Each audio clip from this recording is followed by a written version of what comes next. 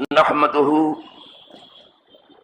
ونصلي ونسلم على رسوله الكريم اما بعد فاعوذ بالله من الشيطان الرجيم بسم الله الرحمن الرحيم وعن ابي بكر الصديق رضي الله تعالى عنه قال قلت يا رسول الله علمني دعاء ادعو في صلاتي قال قل اللهم انی ظلمت نفسی ظلما کثیرا ولا یغفر الذنوب الا انت فاغفر لی مغفرۃ من عندک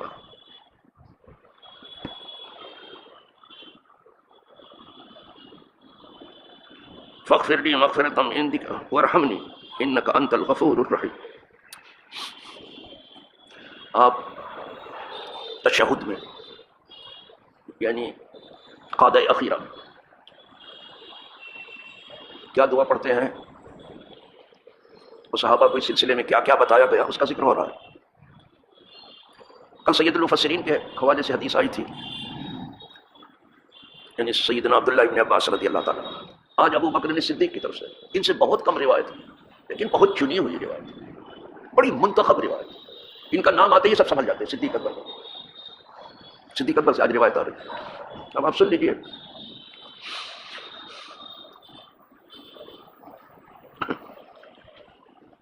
ابو بکر صدیق رضی اللہ تعالیٰ عنہ سے مروی ہے کہ میں نے عرض کیا یا رسول اللہ مجھے دعا سکھائیے جو میں نمازیں پڑھوں۔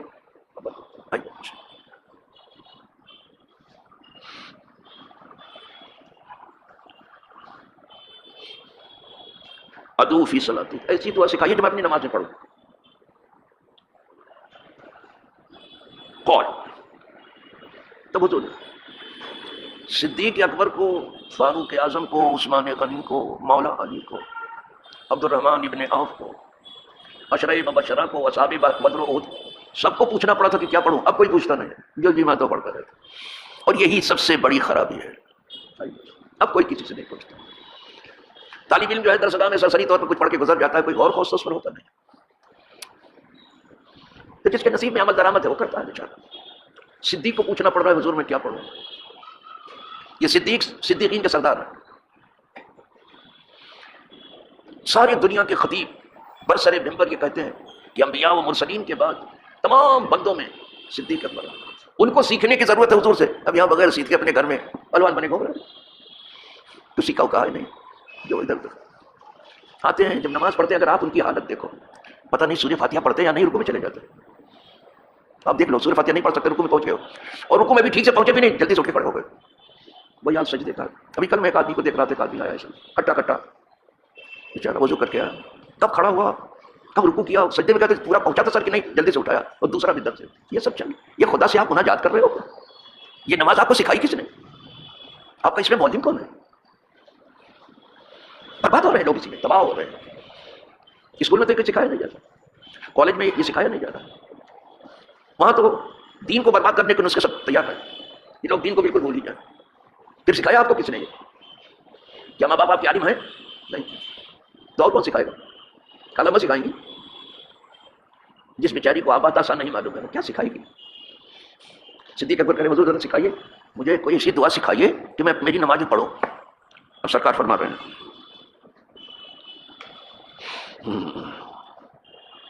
قال، حضور نے فرمایا قل، کہو اللہم انی ظلمت نفسی ظلما کثیرا، اے میرے اللہ، اللہم کا مطلب ہے اے میرے اللہ، میں نے بہت سا ظلم کیا۔ صدیق کو سکھا رہا ہے، صدیق اور ظلم، سوال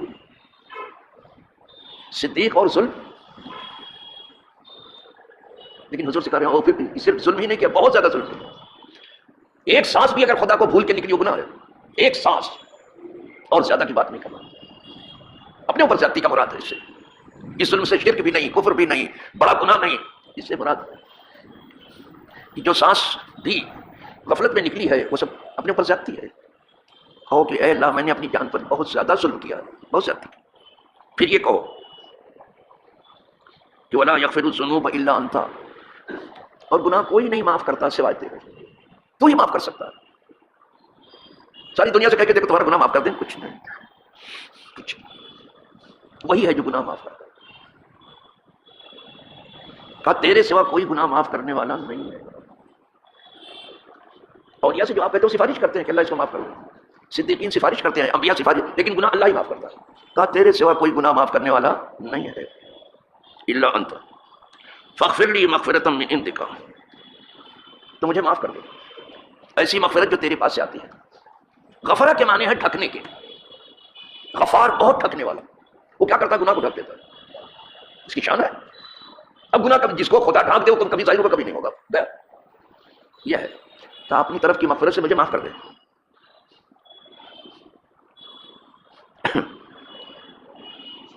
ورحمنی، اور میرے حال پر رحم کر، میری مغفرت فرما دے اور میرے حال پر رحم کر. اس لیے کہ تو غفور ہے. ابھی سنو غفرہ کے معنی ڈھکنے کے، تو بہت معاف کرنے والا. یہ مبالغے کا صیغہ ہے غفور، غفور، شکور، یہ سب مبالغے کا. بہت معاف کرنے والا، جو سمجھ سے بھی باہر ہو اس طرح سے، تو بہت معاف کرنے والا. رحیم، تو بہت مہربان ہے، جس کی رحمت کوئی سمجھ نہیں سکتا ہے. تو غفور رحیم، تو معاف کر. جب بندہ اس طرح سے دعا معاف کر دیتا ہے. یہ تو بہت سے لوگ یہ دعا پڑھتے ہیں نماز میں، جو ابھی پڑھی ہے صدیق اکبر والی، زیادہ تر لوگ. اچھا سر، ایک حدیث سن لی، ایک اور سن لی.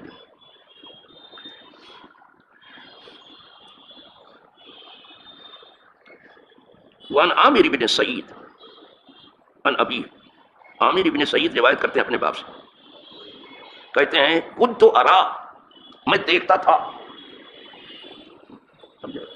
میں دیکھتا تھا. کنت ارا، کیا دیکھتے تھے؟ رسول اللہ صلی اللہ علیہ وسلم، اللہ کے رسول صلی اللہ علیہ وسلم، عن یمینہ و عن یسارہ، آپ کے سیدھی طرف سے اور آپ کی الٹی طرف. کبھی الٹی طرف بیٹھا رہتا تھا، کبھی سیدھی طرف. تو جیسے حضور سیدھی طرف سلام پھیرتے تھے فوراً آپ کا چہرہ دیکھ لیتا تھا. سیدھی طرف جو سلام پھیرا جاتا ہے، السلام علیکم ورحمۃ اللہ، اس کا کیا کس کے اوپر سلام بھیج رہے ہو؟ صرف اتنا ہی کسی نمازی سے پوچھ لینا، ابھی منہ کھلا کا کھلا رہ جائے، چاہے زندگی میں نماز کیوں نہ پڑھی ہو. صرف اتنا ہی پوچھو اس سے کہ آپ سیدھی طرف جو پھرتے ہو کہ السلام علیکم، کس کو سلام کر رہے بتاؤ تو. کام تو ہم نے کیسے سن لیا، ایسے کرتے رہتے، اس کے سوا کیا کہیں گے. سیدھی طرف جب سلام پھیرتے ہیں تو پہلے اپنے کو، پھر اپنے کاندھوں پر جو بیٹھے ہوئے فرشتے ہیں ان کو، اور فرشتے جو نماز میں ہیں ان کو، اور جو نمازی ہیں سیدھی طرف ان کو، سب کو سلام پہنچتا ہے. یہ سلام جو ہوتا ہے سیدھی طرف. اور الٹی طرف پہلے اپنے کو، پھر فرشتوں کو، جتنے بیٹھے ہیں الٹی طرف سب کو سلام ہوتا. تو کہاں میں ایسی جگہ پہ کھڑا ہوتا تھا، اتنے قریب حضور کے کھڑا ہوتا تھا نماز میں، کہ سلام میں جیسے حضور اپنا چہرہ پھیرا، سب سے پہلے میں چہرے کی زیارت کروں. وہ نماز میں بھی فوراً چاہتے تھے کہ حضور کی زیارت کر لیں.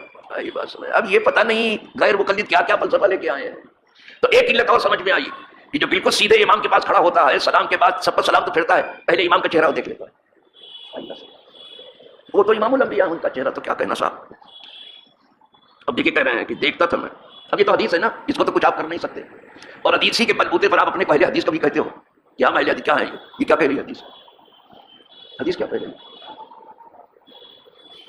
کبھی اہل حدیث اپنے آپ کو کہتے ہیں، کبھی اپنے آپ کو سلفی کہتے ہیں، کبھی اپنے آپ کو مجاہد کہتے ہیں،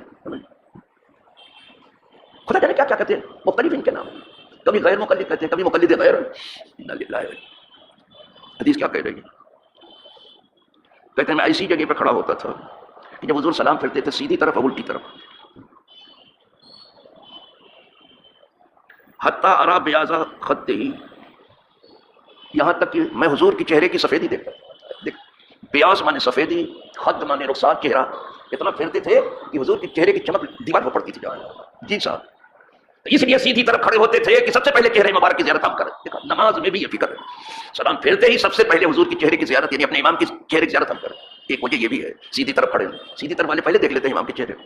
اور تو چہرے والے کا کیا آنکھ بند کیا ہے، کہتے اب تو جانے دیجیے کہ کیا ہو رہا ہے. میں جو دیکھ رہا ہوں وہ سب ہو رہا ہے کہ میں بتا نہیں سکتا. وہ اندھیر ہو رہا ہے کہ اندھیر نگری چوپٹ راجا، ٹکے سے مولی، ٹکے سے خواجہ، یہ سب چل رہا ہے. کچھ نہیں رہ گیا ہے. سب اپنے اپنے بساط علم کے لیے پھر رہے ہیں کہ ہماری دیکھو. یہاں نماز کے بعد سب سے پہلے چہرے پاک حضور کا دیکھنے کا شوق صاحب کو ہے، اور وجہ بتائیے. اس لیے سیدھی طرف کو فضیلت ہے، الٹے پر تو پہلے جو ہے دیکھ لیتے تھے. اسی لیے کسی عارف نے کہا ہے، عارف سمجھتے ہو، مرد حق آگاہ، مرد حق شناس، اللہ والا. اب یہ سمجھ تینوں میں سے کسی سے سمجھ لیجیے. کسی عارف نے کہا، بہت اچھی بات کہا اس حدیث کو دیکھتے ہوئے، کہ ہمیں جو حضور کے چہرے مبارک سب سے پہلے دیکھنے کی عادت ہوتی ہے، نماز کے اندر بھی. جیسے نماز سے فارغ سب سے پہلے حضور کا چہرہ دیکھا. عارف کہہ رہا ہے کاش کے اندر نمازم جا شبت پہلو یہ تو، فارسی کا چہرہ ہے، کاش کے اندر نمازم جا شبت پہلو یہ تو. تاب تقریب سلام افتد نظر بشوئے تو کیا حال ہے. میں نماز پڑھنے کے لیے بھی اے حضور آپ کے اتنے قریب آپ کے ایسے پہلو میں جگہ ڈھونڈتا ہوں کہ جب میں سلام پھیروں تو میری نظر فوراً آپ کے چہرے مبارک ہو. کاش کے اندر نماز ہم ایسی جگہ ڈھونڈتے تھے جا شبت پہلو ہے تو آپ کے پہلو میں مجھے پہلی صف میں ایسی جگہ ملے سمجھ میں تاب تقریب سلام تاکہ سلام پھیرتے ہی افتد نظر برسوئے تو میری نظر آپ کے چہرے میں. سن رہے ہو آپ؟ یہ سب کدھر درس میں ہے؟ کہاں سکھایا جا رہا ہے؟ کون بتا رہا ہے بابا؟ پہلے ٹھیک سے پڑھنا سیکھ لیں پھر کچھ نہیں رہ گیا. یہ بھی ایک فضیلت ہے اس لیے کہ چہرہ امام کو اس وقت جو مناجات کر کے لوٹا ہے اس کی نماز اگر قبول دیکھ لیا تو نجات کا سبب بنتا ہے, وہ عبادت بن جاتا ہے. چلو یہ تو حدیث میں آج اسی پر رکھیے. طلبہ کے لیے یہ شعر ہے, آپ تو یہ فارسی کا کیا طلبہ چاہیں گے تو یہ شعر یاد کر دے. انہیں نماز میں ایسی جگہ ڈھونڈتے تھے جہاں سے پہلے سلام پھیرتے ہی حضور کے چہرے کی زیارت ہو. وآخر دعوانا الحمدللہ رب العالمین.